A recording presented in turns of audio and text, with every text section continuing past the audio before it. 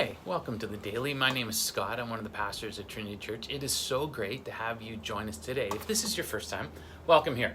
Hopefully you come on back and spend some time studying God's Word and finding out how it can apply to your life day after day. And if you've been joining us these last number of weeks, we are so glad you keep coming back.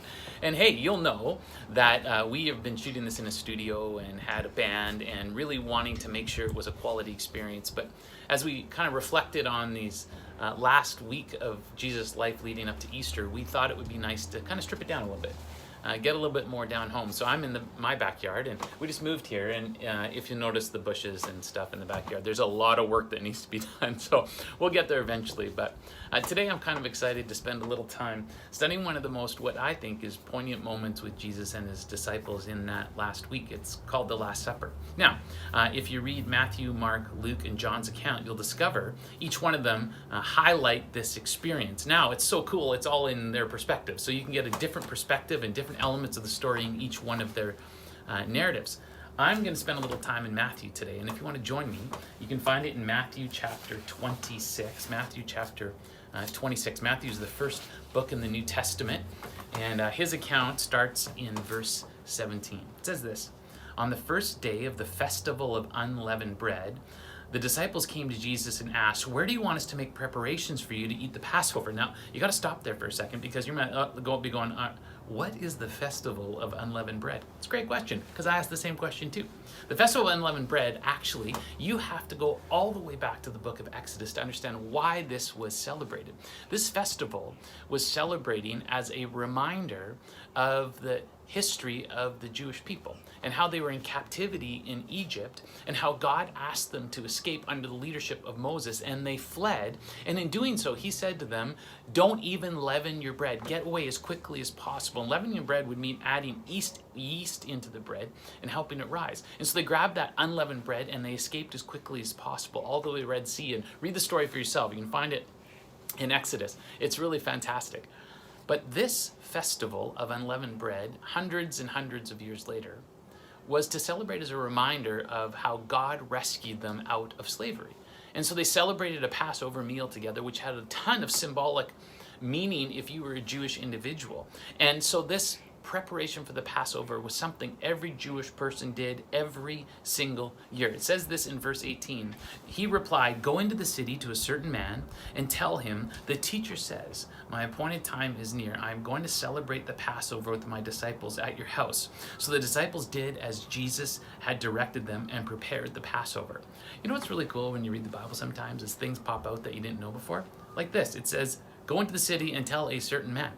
We don't even know his name. But apparently this certain man knew Jesus, and he was waiting for this moment. Matter of fact, he was waiting just to hear that Jesus said, "My appointed time is near." And we never get to find out his name, but he prepared a place for Jesus that the disciples found and were able to get to. It says in verse 20, "When evening came, Jesus was reclining at the table with the 12. Now you could just read that and go, yeah, whatever, he's just kind of sitting back. But that word reclining is poignant. The reason it's poignant is because from every Passover meal celebrated since by the Jewish tradition, they recline at the table, they sit. You see, it was symbolic of the fact that when they were in Egypt and slaves, as a slave, you serve your master, or you stand and you wait to be called upon. When you are the master, you recline. When you are not a slave to anybody, you recline. And so all Jewish people would recline at the table as a symbol of saying, hey, we're free. We've been redeemed. And so it says Jesus was reclining as well with the 12. And while they're eating, he said, "Truly I tell you, one of you will betray me." What a way to start a meal. Sorry, Jesus, we're just having a little grub here. And what? One of us is going to betray you? Are you kidding me? You know, in this time right now where it doesn't feel like anything's normal, you know, like every part of every aspect of our lives is different. Well, for these disciples and Jesus, every part of the Passover meal would have been normal, would have been expected. Prayers and sayings and blessings and what you eat and how you eat would have been normal because they would have done it since they were little kids. That's what you do at the Passover. When Jesus said this, nothing was normal. All of a sudden, what? Somebody's going to betray you? It said in verse 22, they were very sad and began to say to him one after the other, "Surely you don't mean me, Lord." Notice the disciples didn't point fingers and all of a sudden go, well, you know what? I always thought it was that guy. Are you kidding me? Of course it's going to be him. They didn't whisper. They genuinely looked at Jesus and said, it's not me, is it? Is it Jesus? Is it me that's going to do that?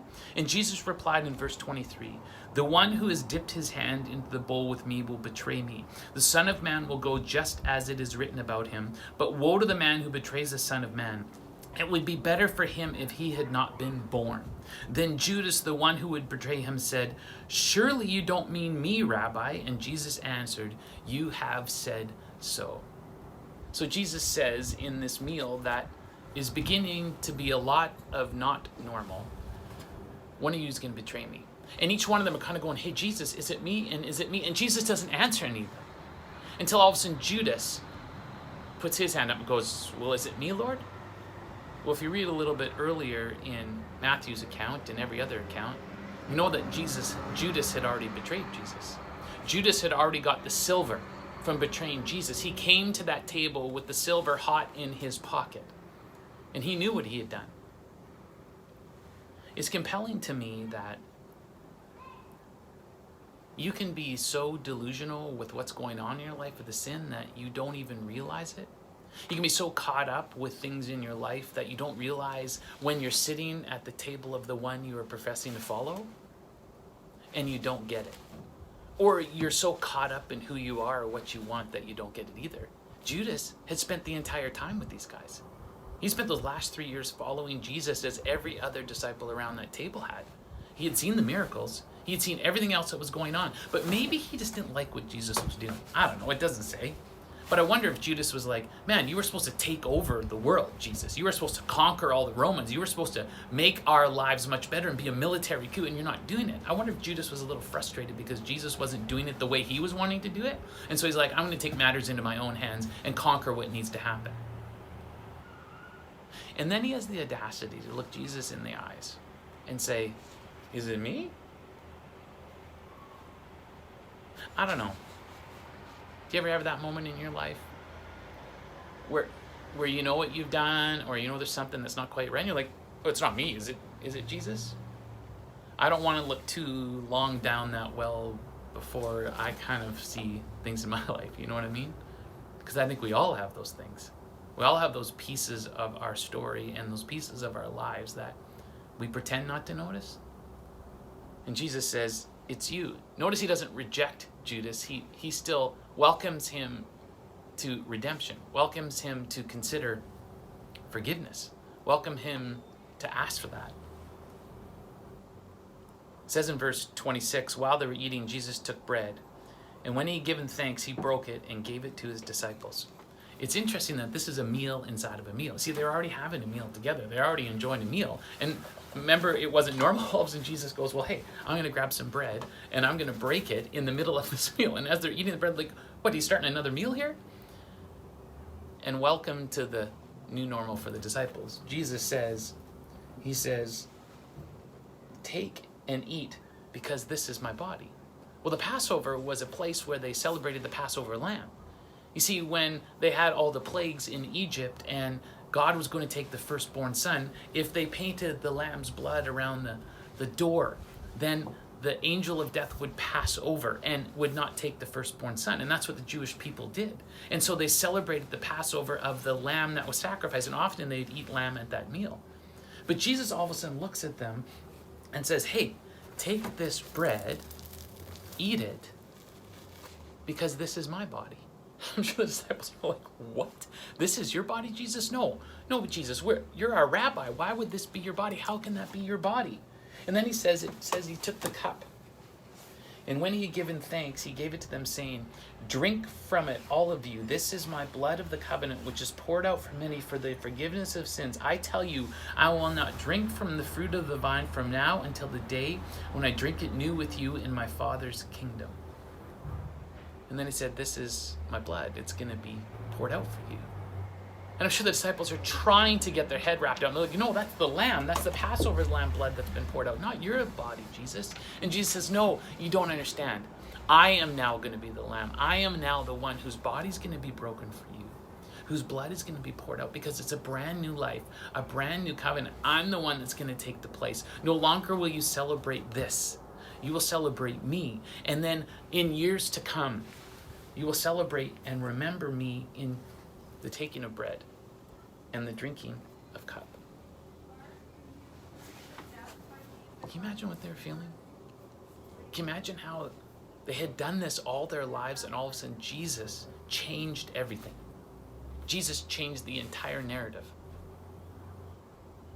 If you read in other Gospels, you know that Jesus washed the disciples' feet on that night. You know that they all put up their hands and said, Jesus, I'm going to follow you forever, like Peter. And Jesus had to tell Peter, no, you're not. Matter of fact, he said, all of you are going to leave me. All of you are going to turn your back on me. And yet Jesus, knowing all of this, knowing that was going to happen, he still looked each one of them in the eyes. And he said, I'm still doing this for you.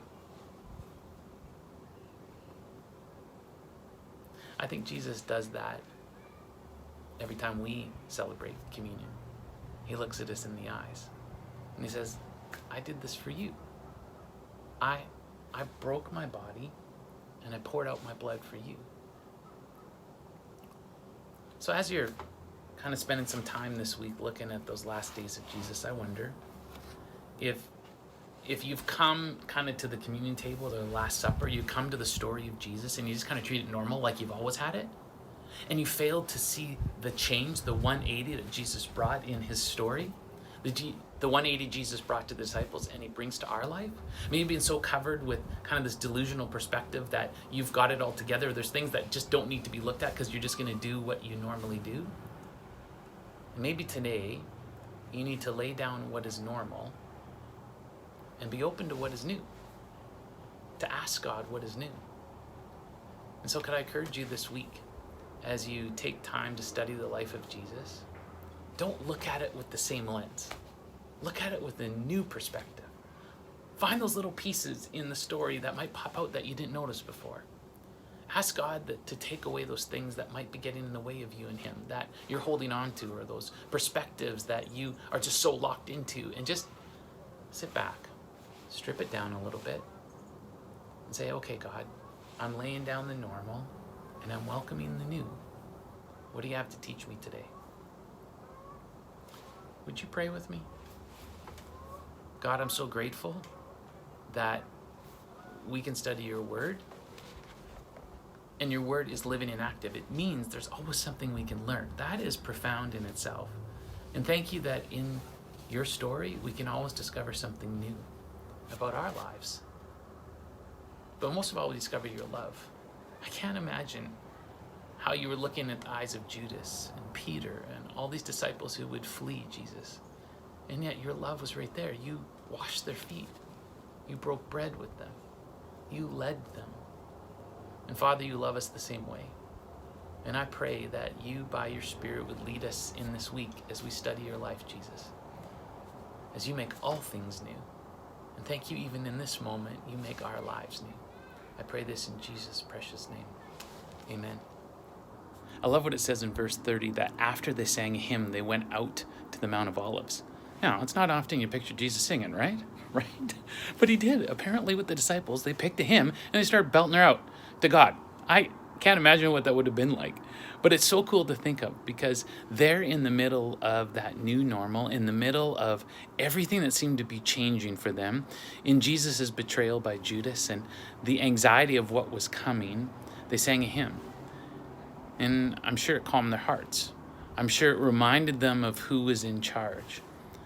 And I want to encourage you this week, no matter what you're experiencing, maybe that could be something for you, to sing through your circumstances.